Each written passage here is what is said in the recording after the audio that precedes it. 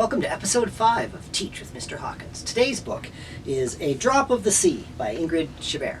This book was translated to English in 2018, so it's a very new book compared to maybe some of the other ones that I will be sharing. This book is about Ali, and he's in the desert with his grandmother, and he undergoes a journey to do something for her.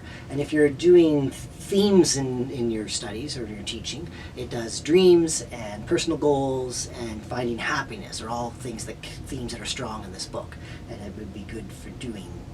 This book has an interesting front cover flap. It has a great question you could ask your students ahead of time. What would you do to make someone's dream come true? It's a good question.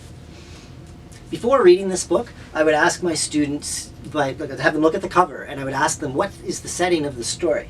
There's some important clues, but it's unusual because it's like this lined paper collage art style, but what it shows is a desert, and the palm tree, the sand, those details are important to the story. So I want to see if they can catch that before I actually begin reading the book. I read this one without a pause or a think aloud. We will show you what a think aloud is, though. It's a teacher thing, and it's when a teacher goes to the story and they're reading it, and the book's going along just fine. The teacher might stop at this page and go, I think he looks a little bit afraid in that picture. Or the teacher might say, oh, it's pretty dark there.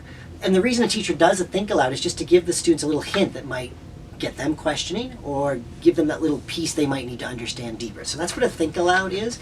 It's when teachers pause during a book on purpose and act like they're thinking out loud. So it's one of those teacher things that actually is what it sounds like.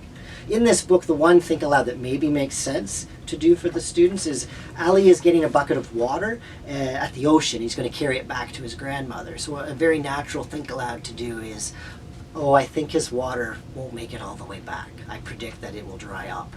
So that think aloud is helping students understand that you can make predictions during a story, not just at the beginning before you read it. If I'm following up this book, I might have students write a letter to an elder, and they could tell them about their own dreams and maybe ask some questions. And that's what I like about books that feature elders, is it helps you go, maybe we should make a connection to elders in our lives.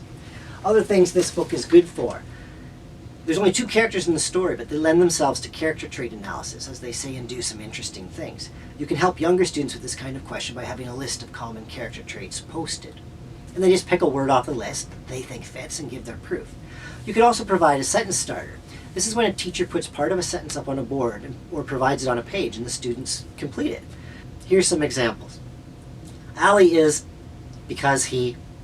So you might choose brave off your list. Ali is brave because he travels all the way to the ocean. There's your idea, there's your proof from the story. The second sentence starter that could work with this book, Ali shows the character trait of, by. So it's the same kind of idea, but sometimes you change your wording depending on your purpose or your students. Thanks for watching Teach with Mr. Hawkins.